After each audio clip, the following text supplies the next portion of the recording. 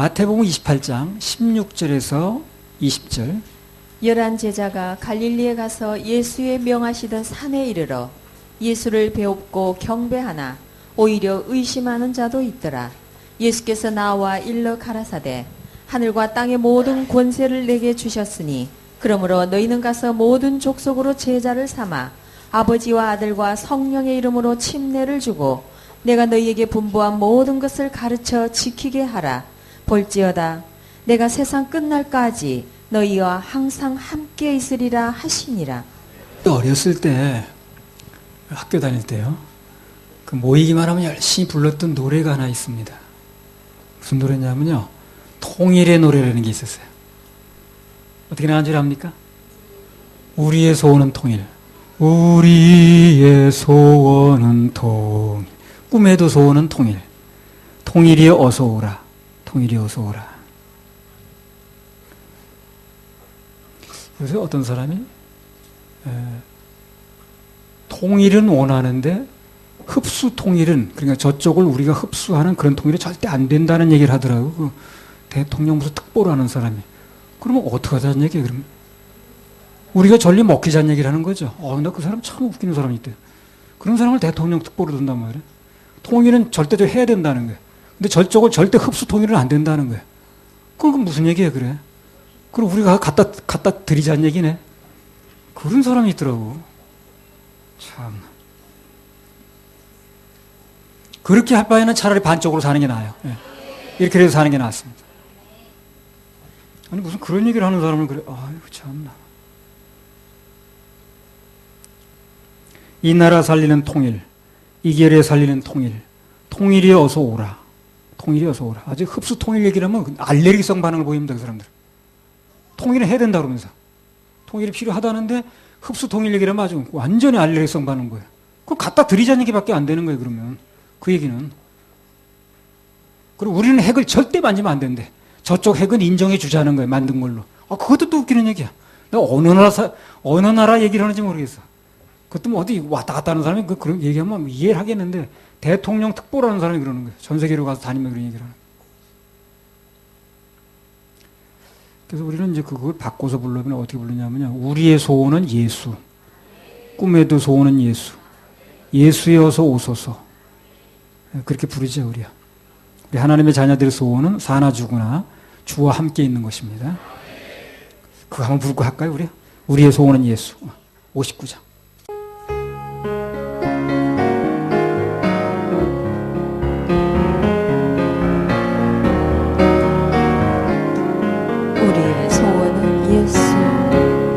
우리의 소원은 꿈에도 소원은 예수. 꿈에도 소원은 예수. 이정성 다해서 예수를 섬기세. 내 교회 살리신, 내 교회 살리신 예수. 내 가정 살리신 예수.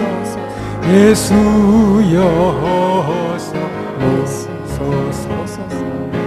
예수여서 내 평생 소원 예수.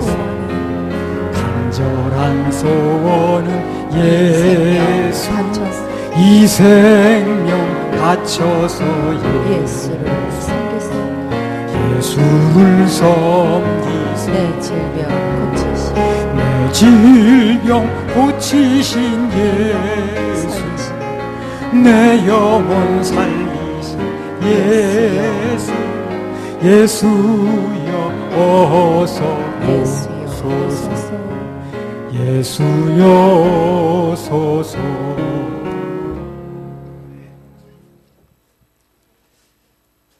그러면 만약에 그런 식으로 통일이 되면 지금 그 얘기하고 다니는 그 사람이 문모지 아마? 예. 그 사람이 이북에서 한 자리 해줄 것 같습니까? 전혀 그렇지 않습니다. 그게 속는 거예요, 바로요. 그게 뭘 증명합니까? 옛날에 그 남노당이라고 썼어요.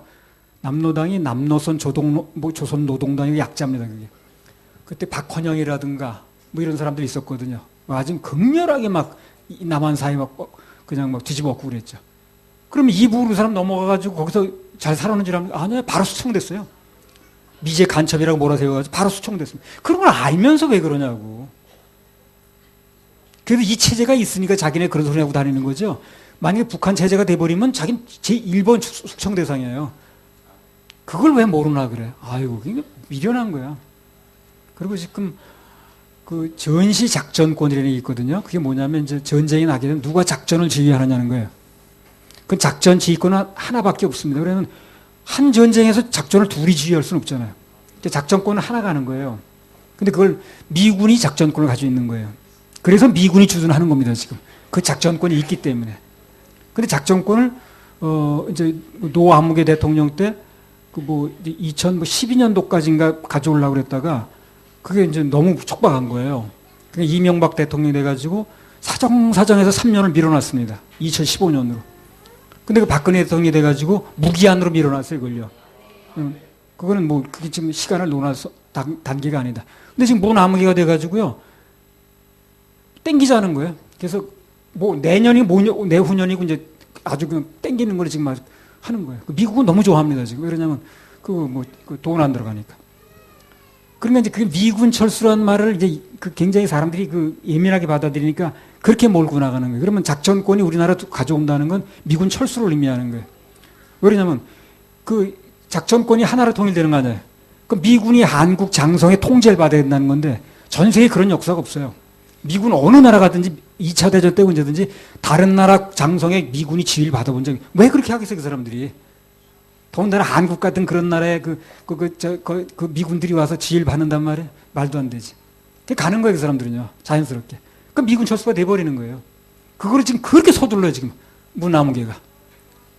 박근혜 대통령이 그렇게 해놓은 걸 그렇게 서두르는 거예요, 지금. 왜 그러는지. 뭐 왜 그러는 거 뻔히 알지만. 그게 속는 거예요, 그 사람. 미련하게. 그걸 이제 뉴스에 나오는데 기운도 하나도 없고 맥 빠지고.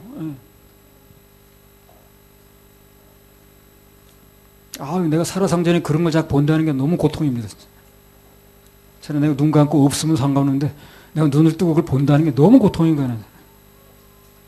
다 운명이 걸리는 일일 것이요. 뻔히 눈 뜨고 당하는 거예요, 지금. 그걸 왜 이렇게 서둘러서 가져오려고 그러냐고. 그러면 이제 미군 철수를 빨리 땡긴다는 얘기인데, 그게. 그들이 우리 지휘를 받을 리가 없으니까.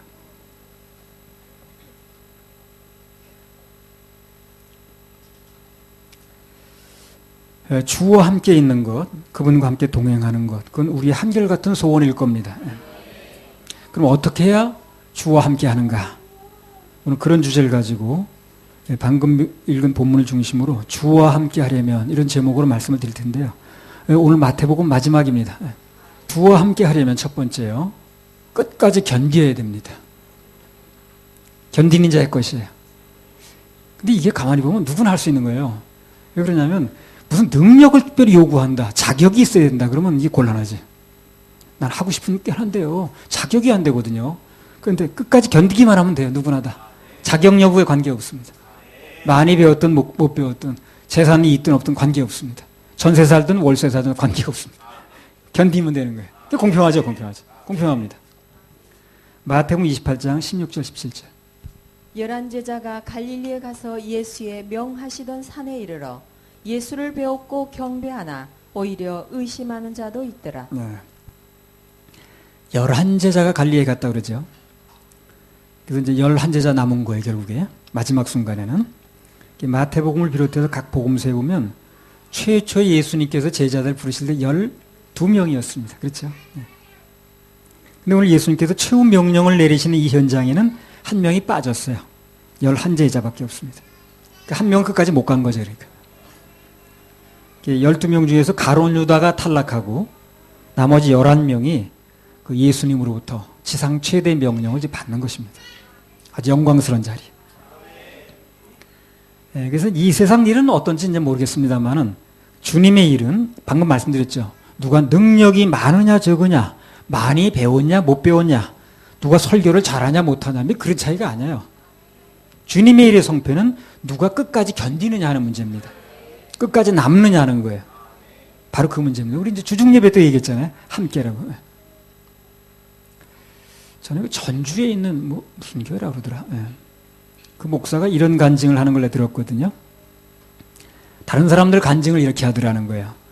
주님께서 이렇게 역사하셔서 그래서 뭐가 잘 됐습니다. 뭐가 풀렸습니다. 뭐가 무슨 응답이 왔습니다. 그런 간증을 하더라는 거예요.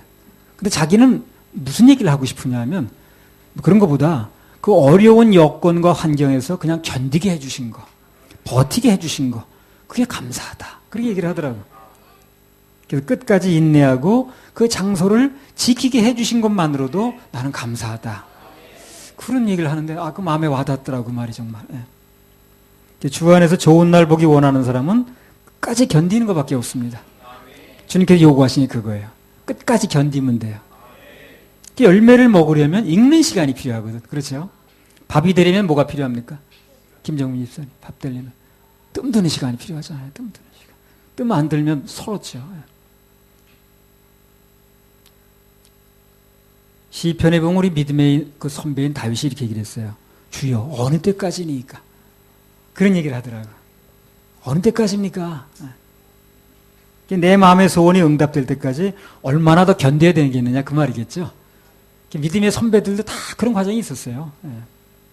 다윗도 그냥 받은 게 아니고 참고 견디고 인내해서 결국 하나님으로부터 얻어낸 것입니다. 똑같아요. 하나님 안에서는 인내하지 못하고 얻어지는 게 없습니다. 다 인내해야 됩니다. 자연의 원리가 또 그렇고. 고린도전서 13장에서 사랑을 말할 때 뭐라 그러던가요? 사랑은 언제나 일본어로 나오니 오래 참고. 오래 참고 그러잖아요. 제일 먼저 나오는 게 오래 참고. 주님 안에서 뭔가를 누리려면 끝까지 인내하고 끝까지 견디는 거 그밖에 없습니다. 공평해요, 공평해. 견디면 되는 거니까. 시편 9편 13절. 여호와여 나를 긍휼히 여기소서. 나를 사망의 문에서 일으키시는 주여. 미워하는 자에게 받는 나의 곤고를 보소서. 자, 미움도 당하고 막 살해 위협도 당하고 그렇게 하는데 결국에 어디서 일으켜줍니까? 사망의 문전에서. 그게 무슨 얘기예요, 이게? 아주 죽기 일부 직전에 막판에 몰렸을 때 그런 얘기거든. 아주 극적으로. 하나님은 극적으로 뭘 하시려고 하시더라고. 극적으로. 우리나라도 극적으로 뒤집어지겠어요. 극적으로. 누군가 정말 죽기 직전까지 가서 나 정말 못 견디겠다. 주님 내가 얼마나 더 버틸 수 있다고 생각하십니까? 일을 단계가 되면 해결이 오는 거예요. 아주 극적으로. 극적으로. 5분 전 하나님. 고린도후서 1장 8절 9절. 그래 밋밋하게 하지 않으시더라고. 형제들아 우리가 아시아에서 당한 환난을 너희가 알지 못하기를 원치 아니하노니 힘에 지나도록 심한 고생을 받아 살 소망까지 끊어지고 우리 마음에 사형 선고를 받은 줄 알았으니 이는 우리로 자기를 의뢰하지 말고 오직 죽은 자를 다시 살리시는 하나님만 의뢰하게 하심이라. 너무 큰 환난을 당하니까 너무 큰 시험을 당하니까 너무 큰 시험이 오면 사람이 뭐냐면 살 소망이 없어져요. 소망이 전혀 없네 이제. 그런 경우가 혹가다 있을 수 있죠. 그죠? 근데 그 이유가 뭐냐는 거예요. 그렇게 하는 이유가. 주만 의뢰하게 하려고. 목적이 주만 의뢰하게 하려고. 그렇게 사람을 만드는 거예요. 주만 의뢰하는 마음으로 남게 하려고. 순수한 그로 남게 하려고. 그렇게 하는 겁니다. 노아도 방주 만들어가지고요. 하나님의 실질이 비가 떨어져서 구원을 체험할 때까지는 120년이 걸렸어요. 그 야곱도 베델에서 주님이 약속받지 않습니까? 20년 동안 시간이 걸렸습니다. 그 뒤로. 연단 받고 그냥 사기당하고 말해. 그것도 외삼촌한테 말해. 근데 나중에 31장에 보면 라반이 내게 행한 모든 것을 내가 다 봤다. 그러면서 그 풀어지는 거예요. 다 보셨어요, 보셨어요. 못 보시는 게 아니에요. 다 보십니다. 내가 지금 당하는 거, 어려움 겪는 거 다 보시는 거예요. 그 뒤에 이제 놀라운 갚아주셨잖아요. 요셉도 얻었습니다. 꿈 꿨죠. 그 꿈이 금방 이루어지지 않더라고. 그 꿈이 이루어지는 과정에서 막 그냥 막 감옥살이도 하고요. 막 노예살이도 하고 그렇게 하잖아요. 억울한 누명도 쓰고요. 근데 결국에 인내의 끝은 참 좋았죠. 그죠? 전 세계를 살리는 일이었잖아요. 모세도 그 나이 40세가 되니까 뭐좀 해보려고 그런 건데 살인자가 돼서 도망가게 만들었잖아요. 그리고 그냥 막 처가살이 시키고 이 처가살이 40년이 보통 일이 아닙니다. 그게. 처가살이 40년이 보통 일이 아니에요. 양치기 하고 막. 죽을 거 다 그냥 겪을 거 그냥 다 겪고 나이 80이 되니까 40년이 지나니까 하나님 부르시잖아요. 그죠? 다윗도 그 왕으로 기름받은 후에 금방 왕 되지 않았어요. 다 거칠 거 다 거치는 거예요. 연단 받을 거 다 받고 그리고 그 뒤에 그 사람이 되어지니까 하나님이 약속하신 것을 받아 누리지 않습니까? 예. 결과적으로는 잘 됐는데 그 와중에서 많은 연단과 고난이 있었다는 거예요. 우리 이 협회도요, 약속이 초창기부터 나왔어요, 이게요. 많은 약속들이 나왔습니다. 난 그래서 몇 년 안으로 이루어지는 줄 알았어. 근데 굉장히 거칠 거 다 거치더라고. 근데 거칠 거 다 거치면서 내가 바뀌더라고, 내가 바뀌더라고. 근데 난 지금도 그런 생각을 해요. 그때 10년 전에 그때 주셨으면 참 큰일 날 뻔했다. 나도 안 바뀌었는데. 이 협회가 뭐가 됐겠는가, 그때. 이렇게까지 세월이 가서 많이 바뀌었는 중에도 지금도 조금 불안한 요소가 있는데, 그때 10년 전에 그렇게 약속대로 하셨으면 어떻게 됐겠는가? 그건 아찔합니다, 정말. 안 주시길 잘했다 하는 생각 들어요.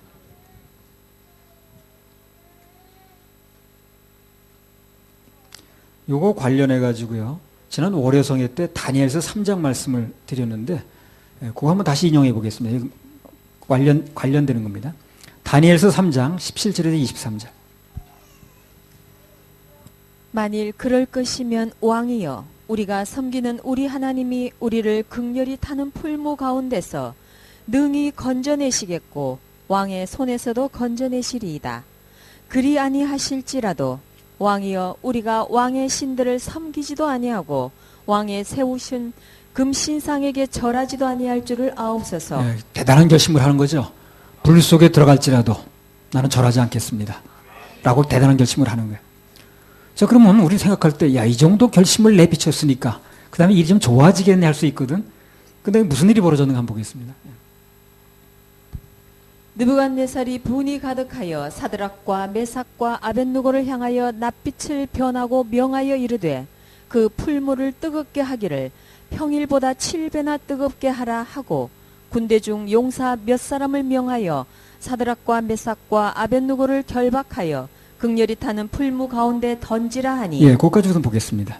자, 19절에 보면 그 얘기를 듣더니 느부갓네살이 화가 나는 거예요. 완전히 그냥 가지고 있던 그 호의감이 다 없어지고요. 낯빛이 변하는 거예요, 이제. 조금 봐주려고 그랬더니 말이야. 이게 뭐 좀, 이제라도 너 일부러 그런 거야? 뭐로 그런 거지? 살려주려고 그랬더니, 뭐 그냥 우린 뭐 계속 이렇게 나가겠다 그러니까, 요거 봐라. 그래가지고 낯빛을 변해가지고요. 그 풀무불을 7배 뜨겁게, 7배. 온도 좀 올려. 이 7배나 뜨거워졌어요, 불이요. 그럼 7배나 불이 뜨거워졌다는 건 환경이 좋아졌다는 거예요, 나빠졌다는 거예요? 나빠졌죠. 더 나빠졌다는 거예요. 그래서 내가 하나님 앞에 아주 굉장한 결심을 보인 건데 금방 풀어진 게 아니라 환경은 더 7배나 더 뜨거운 환경으로 바뀌었다는 거예요. 그럼 사람들이 여기서 마음이 무너집니다, 대부분. 내가 그렇게까지 그냥 하나님 앞에 서드리려고 했는데 환경은 풀리기는커녕 어떻게 경감되기는커녕 7배가 더 뜨거워졌네, 이거. 그리 아니하실지라도 라고 결심한 그 세 친구에게 당장은 좋은 일이 일어난 게 아니라는 것입니다.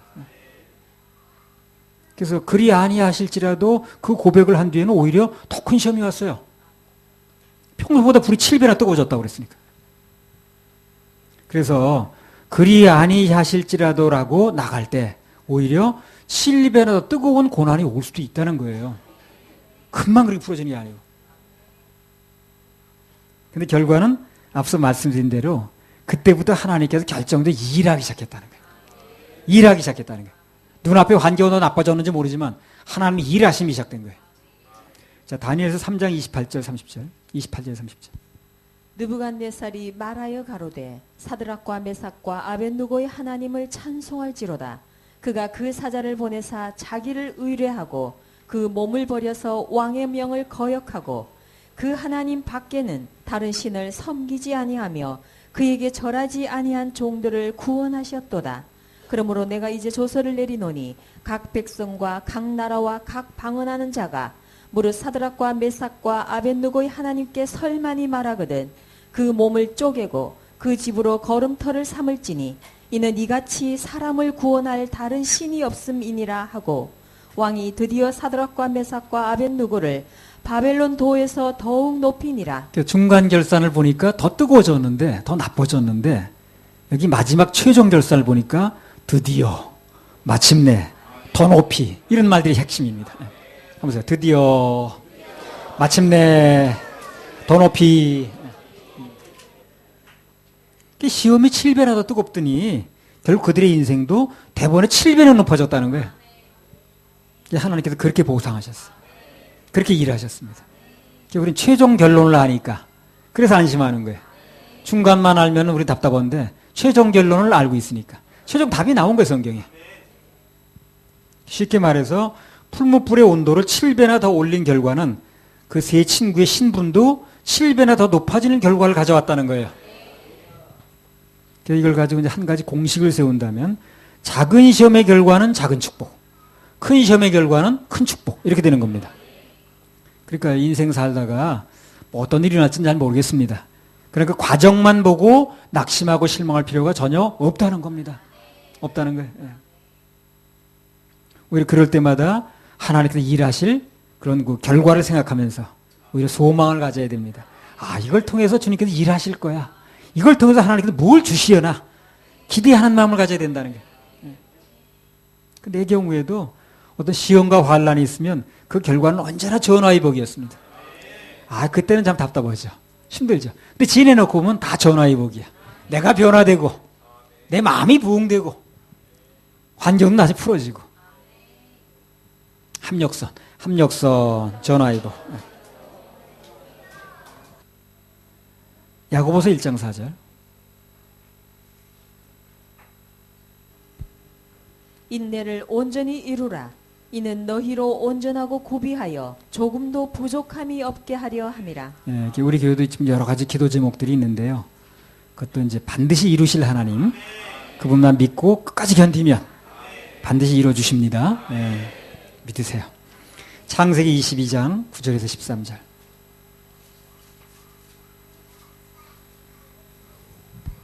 하나님이 그에게 지시하신 곳에 이른지라. 이에 아브라함이 그곳에 단을 쌓고 나무를 버려놓고 그 아들 이삭을 결박하여 단 나무 위에 놓고 손을 내밀어 칼을 잡고 그 아들을 잡으려 하더니 여호와의 사자가 하늘에서부터 그를 불러 가라사대 아브라함아 아브라함아 하시는지라. 아브라함이 가로되 내가 여기 있나이다 하매 사자가 가라사대 그 아이에게 내 손을 대지 말라. 아무 일도 그에게 하지 말라. 내가 내 아들 내 독자라도 내게 아끼지 아니하였으니 내가 이제야 내가 하나님을 경외하는 줄을 아노라. 아브라함이 눈을 들어 살펴본즉 한 수양이 뒤에 있는데 뿔이 수풀에 걸렸는지라. 아브라함이 가서 그 수양을 가져다가 아들을 대신하여 번제로 드렸더라. 네. 이 아브라함이 자기의 독자란 걸 강조합니다. 사랑하는 독자. 그 이삭을 번제로 드리려고 할 때, 그 마음이 참 어떻겠습니까?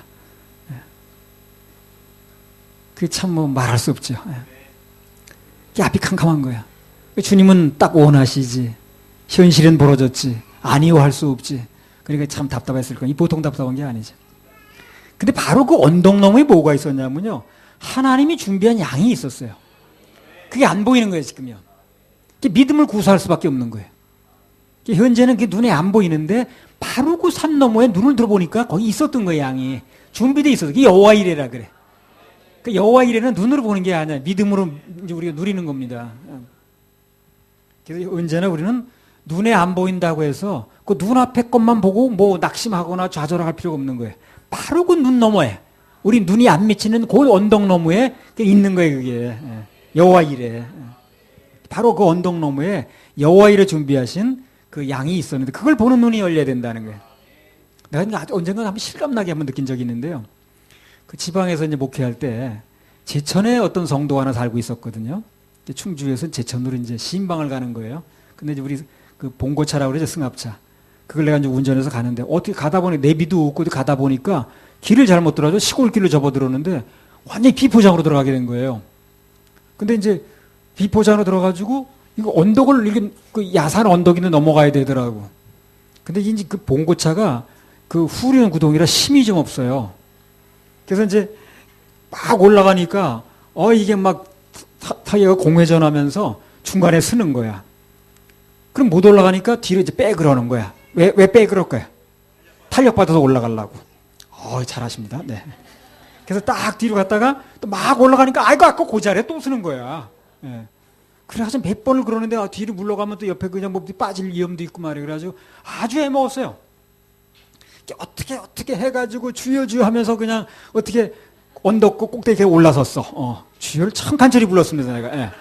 얼마나 간절히 불렀겠어요. 그래서 딱 올라섰더니, 무슨 일이 벌어졌냐면, 그게 행정구역에 달라서 그런지 어떻게 그런지 모르는데, 바로 언덕 너머까지 포장이 돼 있는 거야, 길이. 봤죠, 그때? 그죠? 예. 바로 그 언덕 딱 넘었으니까 그 뒤에는 포장이 아주 깨끗하게 돼 있더라고. 이쪽에서 그게 안 보이는 거야, 이쪽 길에서는 그게. 그래 자꾸 빽 갔다 올라갔다 그냥 도로 돌아갈까 뭐가 하는데 돌아가는 건 뭐 또 우리 별로 좋아하지 않으니까 갔다 가야지 거기까지 왔으니까 이렇게 딱 올라갔는데 차가 올라서니까 그 뒤에 아주 포장 새로 한 거. 야 언덕놈에 그런 게 있더라고. 그래 내가 그때 아브라함이 때가 이랬겠구나 이게. 언덕은 가파르고 차는 힘이 없어서 자꾸 몇 번이나 후진했다 왔다 갔다 했는데 딱 가까스로 올라서니까 천신만고 그때 그 올라서니까 그렇게 포장이 돼 있더라고 뒤에는. 예. 그래서 나하고 윤사모하고 그냥 야 하고 그냥 막 소리를 질렀습니다. 예. 바로 그 뒤까지 포장이 돼 있었던 건데 단 이쪽 언덕 이쪽에서 그게 안 보이는 거예요 지금. 예. 그래서 이게 올라서면 저 언덕만 넘어서면 거기 이렇게 이제 준비된 게 있구나 하는 걸 아주 너무 실감나게 느끼는 것 같아요. 지금도 가끔 그런 생각을 해요. 좀 어려움이 있으면 요 고비만 넘으면 그 언덕 너머에 그래 포장이 돼 있었지. 그게 내가 이제 그거 가르쳐 주려고 일부러 그 길로 인도하신 것 같아. 원래 그 길로 갈 일이 아니었는데. 온 세상이 지금 뭐 다 그렇긴 합니다만 우리 교회도 우리 성도님들 이렇게 얘기 들어보면 여러 가지 면에서 고비들을 넘고 있는 것 같아요. 근데 지금 우리가 생각할 것은 하나입니다. 인내하면서 이 고개를 넘으면 틀림없이 탄탄대로가 열립니다. 박성기 집사님 탄탄대로 하다들. 로마서 8장 25절.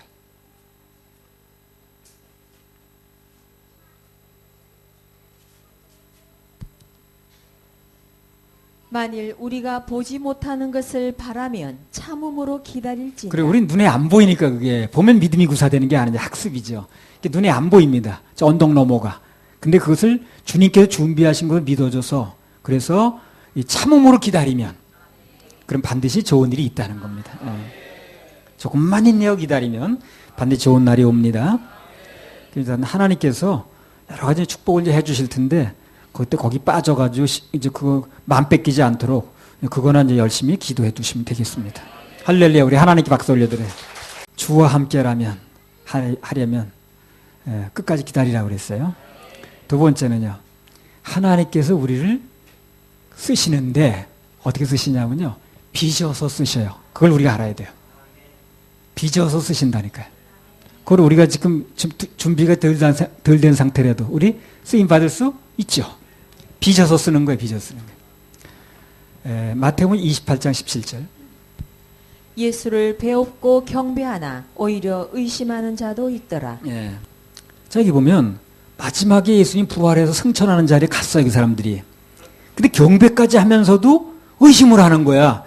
저분이 진짜 죽었던 예수님 맞는 거야? 하면서 아주 의심스러운 눈초리를 보는 거예요. 지금. 거기 가서 경배까지 하면서 글쎄. 저분 진짜 죽은 게 맞는 거야? 야, 맞냐? 근데 중요한 건 뭐냐면 그렇게 의심하는 제자들에게 개의치 않고 예수님께서 지상 최고의 명령을 그들에게 주셨다는 겁니다. 맡겼다는 거예요. 그러면 예수님께서 어떻게 그런 사람들을 믿고 이 엄청난 사역을 맡기셨냐는 거예요. 그래서 우리가 이제 여기서 알 게 뭐냐면 꼭 알 게 뭐냐면 우리 주님은 완전한 사람을 불러 쓰시는 게 아니라 뭔가 좀 부족하고 모자라고 재능도 없고 배우지도 못했어도 그런 사람을 불러서 어떻게 빚어서 쓰신다는 거예요. 그렇게 쓸심 잡는 거예요 지금요. 빚어서 쓸심을 잡는 겁니다. 그래서 그 사람들한테 맡기는 거예요. 지금 전혀 의심하고 있는 거예요 지금요. 한심한 거지. 그래도 그 사람들을 빚어서 쓸 힘 잡고 부르시는 거예요. 맡기는 겁니다. 전에 이제 내가 속했던 성서침 얘기예요. 불광동 교회 목사님, 김우생 목사님 계셨거든요. 그분이 이제 설교집을 냈는데 그 설교집의 책 제목이 빚어 쓰시옵소서야. 설교 그 제목이. 예, 빚어 쓰시옵소서. 설교집의 제목이. 그래서 그 참 제목이 와닿더라고. 나도 그 당시에 그게 내 기도 제목이었어요.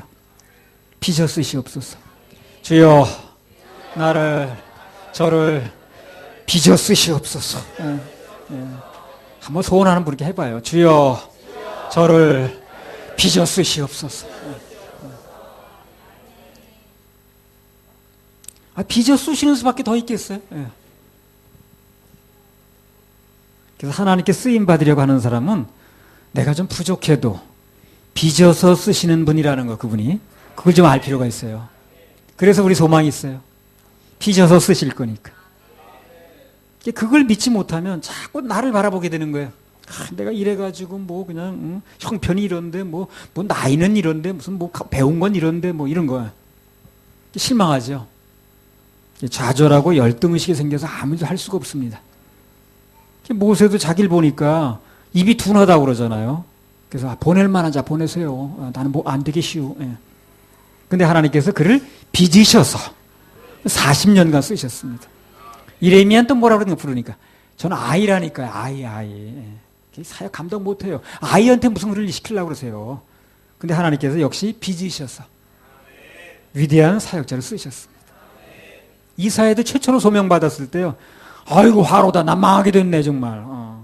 나 입술이 부정해가지고 부정한 얘기를 많이 하고 다녔는데 어떻게 하는지. 근데 주님이 빚어서 쓰셨어요. 이사야도. 처음부터 제대로 된 사람이 아니었다. 오늘 마태복음에 나온 제자들도 형편없는 짓만 했지 그 사람들 처음에. 근데 예수님이 끝까지 버리지 않고 빚어서 쓰신 겁니다. 가룟 유다 빚어 쓰시려고 했었어요 사실은. 빚어 쓰시려고 최후의 만찬까지 버려가면서 애를 쓰셨잖아요. 근데 그 심정을 모르는 거예요 가룟 유다가. 심정만 알았으면 쓰임 받을 수 있었거든. 원래 이게 원리가 어떻게 되냐면요. 창세기 2장에 보면 사람을 만드실 때 하나님께서 어떻게 했습니까? 흙으로 빚어서 만들었습니다. 그걸 아셔야 돼요. 원래 만들 때부터 빚어서 만들었어요. 그래서 어차피 사람은 처음부터 빚어서 만든 거기 때문에 쓰시는 것도 빚어서 쓰시는 거예요. 원리가 빚어서 만들었다니까요. 그래서 빚어서 쓰시는 거예요. 그래서 좀 부족해도 끝까지 붙어 있기만 하면 하나님께서 그분의 쓸만한 그릇으로 용도에 맞는 것으로 빚어서 쓰십니다. 여러분 그릇 만들어가 빚어서 만들지 않아요 그거요. 처음에 흙이었는데 그래서 이게 무슨 대접을 만들 것인가 주전자를 만들 것인가 무슨 국그릇을 만들 것인가 밥그릇 이게 다 빚어 쓰는 거 아니에요? 네. 우리는 흙 상태인데 주님이 빚어서 쓰시는 거예요. 그래서 빚어서 쓰실 것이라는 그런 주님의 심정을 알면 어떤 경우에도 실망과 좌절할 필요가 없습니다. 예. 어차피 그분이 빚어 쓰실 거니까. 우리는 오직 그렇게 하실 주님만 바라보면 되는 거예요. 주만 바라볼지라. 주만 바라볼지라. 주만 바라볼지라. 아멘. 에베소 2장 21절 22절. 에베소서. 성문에 다 빚어서 쓰는 거야. 그의 안에서 건물마다 서로 연결하여 주 안에서 성전이 되어가고 너희도 성령 안에서 하나님의 거하실 처소가 되기 위하여 예수 안에서 함께 지어져 가느니라. 네, 우리는 너나 할 것 없이 완성품이 아니라는 걸 알아야 돼요. 지어져 가는 겁니다. 지어져 간다는 게 뭐예요? 빚어지는 거죠. 똑같습니다. 우리는 매사에 매 순간 주님께서 나를 빚으시도록 맡기기만 하면 돼요. 그럼 그분께서 비록 우리 부족하지만 쓸만한 그릇으로 당신이 필요한 그릇으로 빚어서 쓰시는 겁니다. 찬송가 211장 가사에 보면 그러죠. 주님의 뜻을 이루소서 고요한 중에 기다리니 진흙과 같은 나를 빚으사 주님의 형상 만드소서 그러잖아요. 꼭 맞는 말입니다. 좀 부족해도 빚어서 쓰실 것입니다. 할렐루야. 우리 하나님께 박수 올려드려요. 하다 부르겠습니다. 부족한 이 그릇을 주님 쓰시려고. 66번. 부족한 이 그릇 주님 쓰시려고.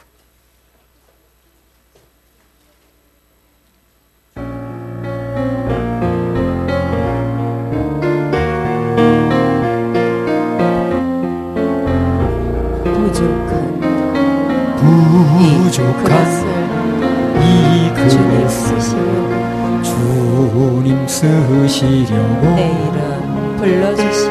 내 이름 불러주시니 은혜인가 이 여인 은혜가 주님 없이도 주님 된 줄 없이도 알고 된 줄 쓰러진 알다가 몸은 쓰러진 이 몸은 빈손 들고 십자가 빈손 들고 십자가 앞에 무릎 꿇어 싸우니 오내 주님 이 마음에 자정하여 주소서. 약하고 연한 그릇이 온전함을 입어서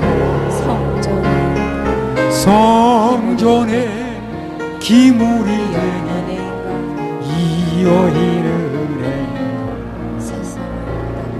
세상을 따라 방황하다가 실패한 이 몸을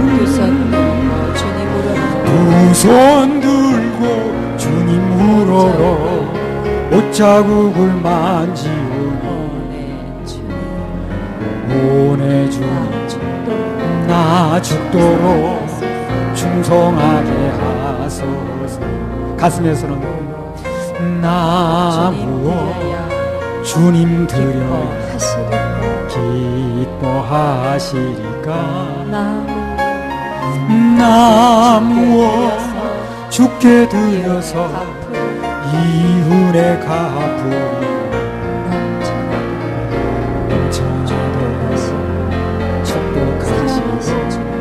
사랑하신 주님께 순종하며 주님 것으로 살아가겠사오니 주님 다시 오시는 날 내 이름도 부르소서. 두 손 들고요. 주님 다시 오시는 날 내 이름도 부르소서. 주님 다시 오시는 날 내 이름도 부르소서.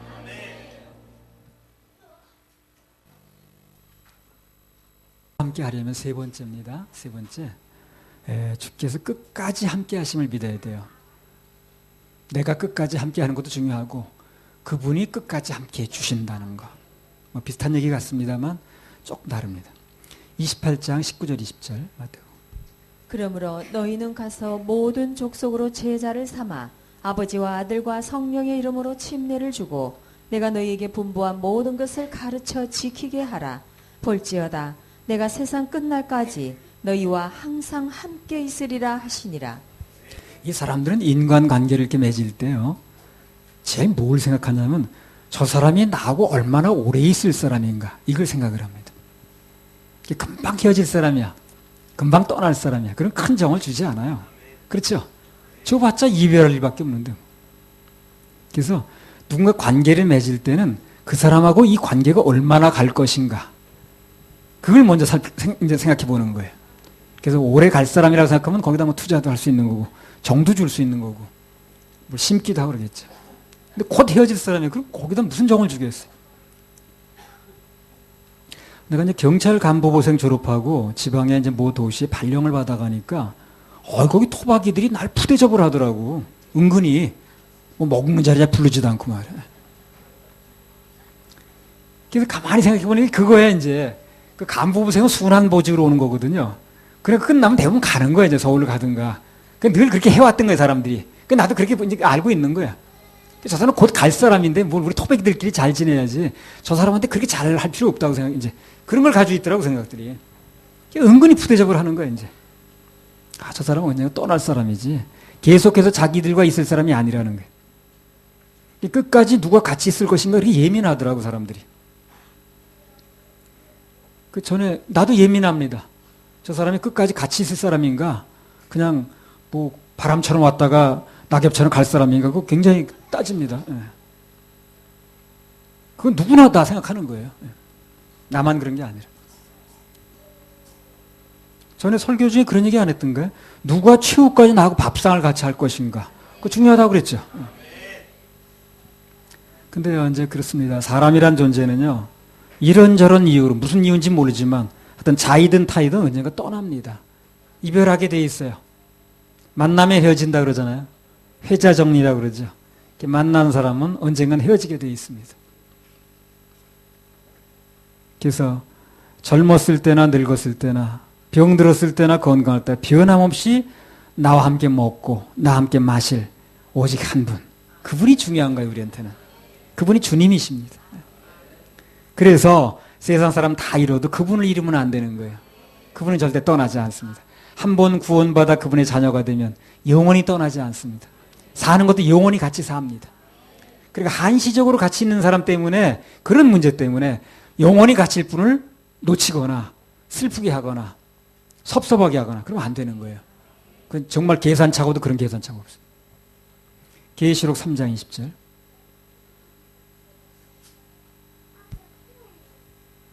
볼지어다 내가 문 밖에 서서 두드리노니 누구든지 내 음성을 듣고 문을 열면 내가 그에게로 들어가 그로 더불어 먹고 그는 나로 더불어 먹으리라. 예, 누구든지 내 음성을 듣고 문을 열면, 예수님 내 마음속에 영접하면 내가 그에게로 들어가 그로 더불어 먹고 그는 나로 더불어 먹으리라.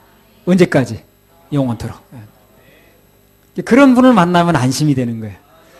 그런 분을 만나면 더 이상 찾으려고 뭐 이렇게 헤맬 필요가 없는 거예요.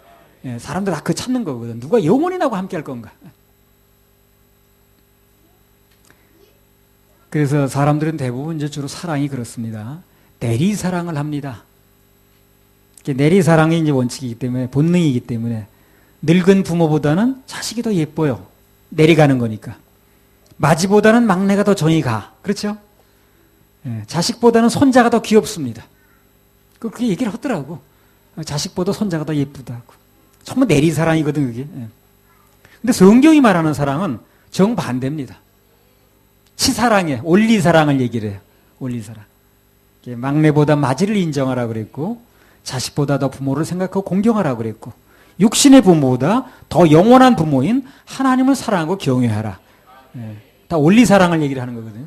치사랑을 얘기를 하는 거죠. 그래서 하나님의 명령대로 우리 인간의 본능하고 좀 안 맞지만 치사랑을 하는 사람은, 그런 가정은 아무 문제가 없습니다.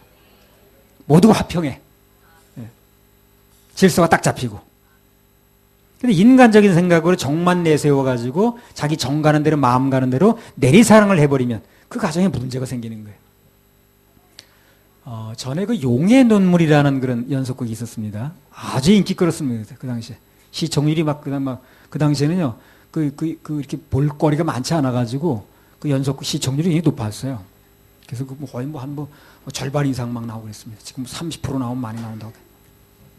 왕자의 난을 이제 그 주제라는 용의 눈물이 한마디로 내리사랑 때문에 일어난 일이에요, 그게. 그 마다다른데 물려줬으면 상관이 없는 건데, 난지 태어난 지 얼마 되지도 않은 아이가 뭐 방석인지 자부동인지 걔가 너무 이쁜 거야. 예. 걔는 무리하게 물려주려고 그러는 거예요. 걔가 다 똑똑한데 그런 건 안 되나 봐. 그 세종대왕이나 누가 그런 거 이성계가 그랬나? 예. 그 다 똑똑한 사람들인데 그게 본능을 잘 안 되나 봐. 그래가지고 이제 그 방원 방간 무슨 방석 그렇게 나가잖아요. 예. 그 내리사랑을 하다가 비극이 일어났잖아요. 그 단종 것도 마찬가지인 거고. 그 요셉 가정도 물론 이제 하나님의 섭리 때문에 일어난 일이긴 하지만 어떤 의미에서는 그 내리사랑의 문제거든, 그게. 이 가정이 나중에 이제 헤어지고 그랬잖아요.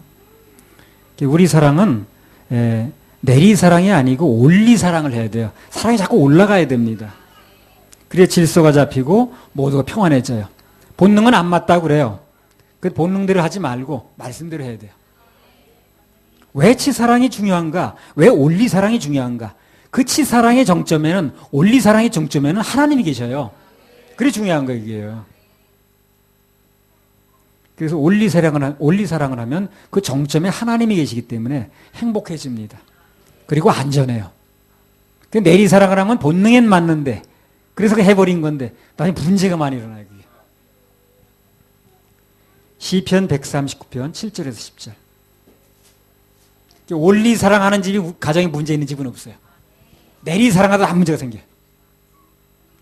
시편 139편 7절에서 10절. 내가 주의 신을 떠나 어디로 가며 주의 앞에서 어디로 피하리이까. 내가 하늘에 올라갈지라도 거기 계시며 음부에서 내 자리를 펼지라도 거기 계시니이다. 내가 새벽 날개를 치며 바다 끝에 가서 거할지라도 곧 거기서도 주의 손이 나를 인도하시며 주의 오른손이 나를 붙드시리이다. 예. 그래서 은찬이가 태어나도 은우에 대한 질서를 딱 세워놔야 됩니다. 그래 가정이 평안한 거예요. 아, 은찬이 너무 이뻐. 은우, 너 좀 옆에 비켜서라. 이건 문제가 되는 거예요.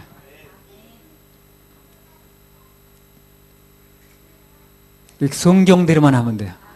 예, 그러면 항상 문제가 없습니다. 그래서 이 세상 어디를 가나 또 어떤 환경에서도 세상 끝까지 나와 함께 동행하실 분이 누구냐? 예수님이라는 거예요.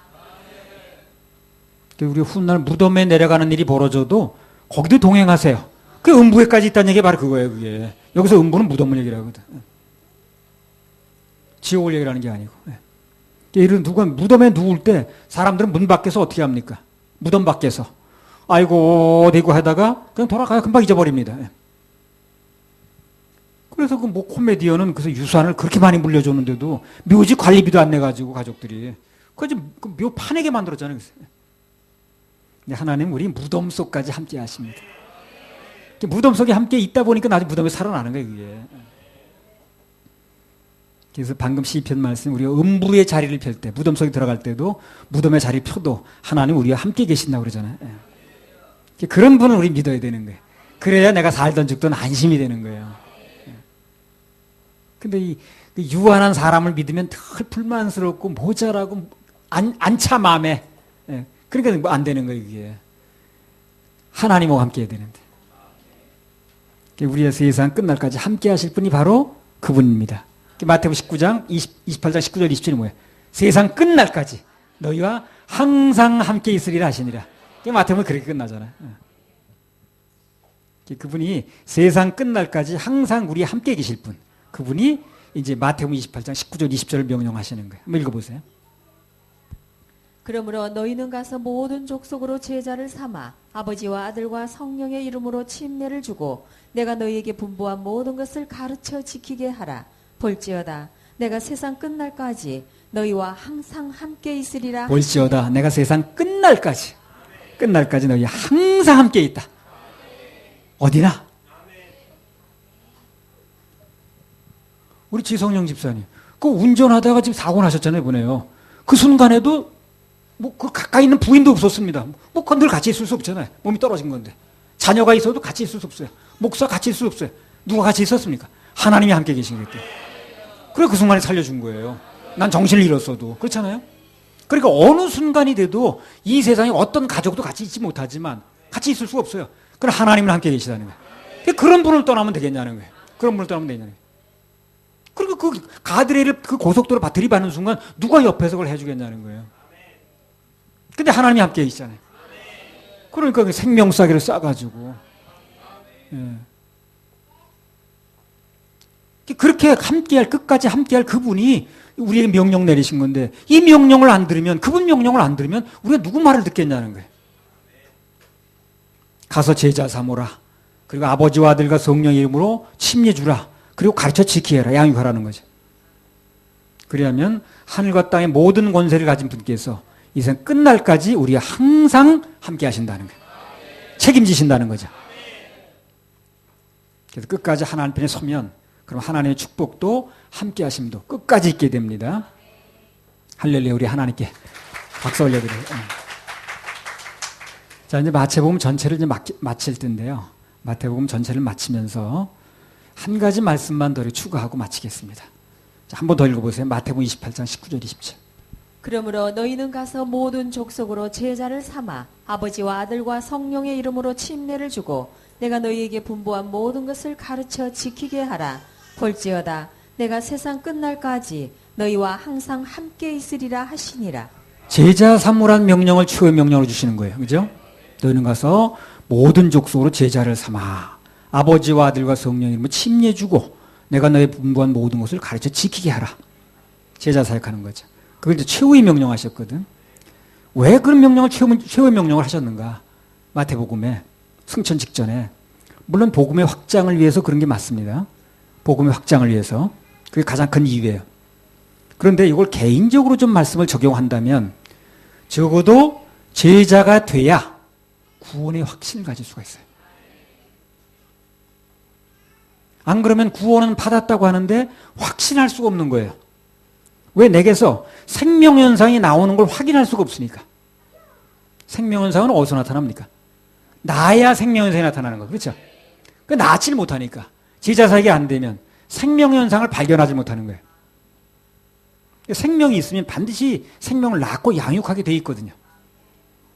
자, 우리 정상적이라면, 특별히 병이 있거나 이상이 없다면 결혼해서 살면 어떻게 됩니까? 정상적이라면 다 애 낳았죠. 그게 정상 아니겠어요? 그런데 내가 생명을 가졌다는 게 정상이라면 생명이 나야 되는 거예요. 생명을 낳는 게 제자 사역 아니에요. 그리고 낳은 자식을 양육하는 게 그 생명의 현상 아닙니까? 그래 나가지고 양육하는 일이 벌어져야 되는 거예요. 이게 생명 현상에 증명하는 거예요, 이게. 그래서 제자를 삼는 것은 내 구원의 확신을 위해서라도 반드시 필요하다는 겁니다, 이게. 어떤 사람은 그러죠. 나 이대로 살래요. 그냥 제자 사역은 뭐 그냥 구원이나 받으면 되는 거죠. 그게 문제가 아니라니까요. 구원이 문제가 되는 거예요, 진짜 그게. 예. 분명히 구원을 받은 사람이라면 제자를 거부할 이유가 있다 없다? 없습니다. 오히려 그거 되지 못해서 안타깝지. 그렇잖아요. 그래 구원의 확신을 누리기 위해서라도 제자가 되고 또 제자를 삼으라는 거예요. 그래서 내가 제자가 돼야 되고 제자를 삼으라는 거예요. 제자가 되고 또 제자를 삼아서 인도를 하다 보면 나 자신의 구원이 확신이 된다는 거예요. 그래서 제자 사역은 제자는 구원의 완성판입니다. 제자 사역이 구원의 완성판인 거예요. 그래서 마태복음 마지막에 제자 삼으라는 말씀을 기록을 한 것입니다. 그래서 이거는요 책 어디에 나오는 얘기가 아니야 이게요. 대개 위추석에는요 그 끝까지 상명령을 받았으니까 복음 전해 이걸 끝나지 이 말 속에 뭐가 들어있다는 얘기를 하는 거예요. 이 말 속에는요 제자 삼아서 복의 확장이라는 것도 있어요. 물론요 외형적으로. 그러나 그 내막적으로 보면 너 자신의 확신을 위해서 필요하다는 거예요. 제자 삼으라는 이 말씀 중에는 이 복음의 확장 얘기도 물론 표면적으로 있습니다만 그것을 하다 보면 네 자신의 영혼의 구원의 확신을 갖게 된다는 거예요. 생명의 현상을 느끼게 된다는 거예요. 내가. 그 얘기가 들어있는 거예요. 제자를 정말 사랑하는 마음으로 하는 겁니다. 숙제를 주는 게 아니야 지금요. 정말 사랑하는 마음으로 너가 생명 현상을 느낄 때 너 확신을 가지고 살 수 있어 하는 걸 얘기를 해주는 거거든. 그러니까 나는 제자는 필요 없어요. 그냥 그렇게 구원받아서 이게 아니라니까요. 그건 주님의 심정을 모르는 거예요. 그래서 목표를 이렇게 정하세요. 내가 제자가 되고 나도 누군가 내 가족이 됐든 누가 됐든 제자를 삼겠다. 그걸 목표로 두시면 생명 현상을 느끼게 되면 내 자신의 구원이 확신되는 거예요. 제자 사역이 구원의 완성판이라니까 그래. 그러니까 가정이 이루어져 가지고 아이까지 낳아야 가정으로 확인되는 거 아니에요? 예. 자, 오늘 말씀을 정리하겠습니다. 예. 주와 함께 하려면 그런 제목으로 3가지를 말씀드렸는데 주와 함께 하려면 첫 번째 끝까지 견디고 인내해야 된다. 그리고 주와 함께 하려면 좀 부족해도 내가 그분이 빚어 쓰신다는 걸 알아야 된다. 그러면 같이 있을 용기가 나요. 나도 쓰임 받을 수 있으니까. 그래서 주께서 끝까지 함께 하실 거 그걸 믿어야 된다 그랬어요.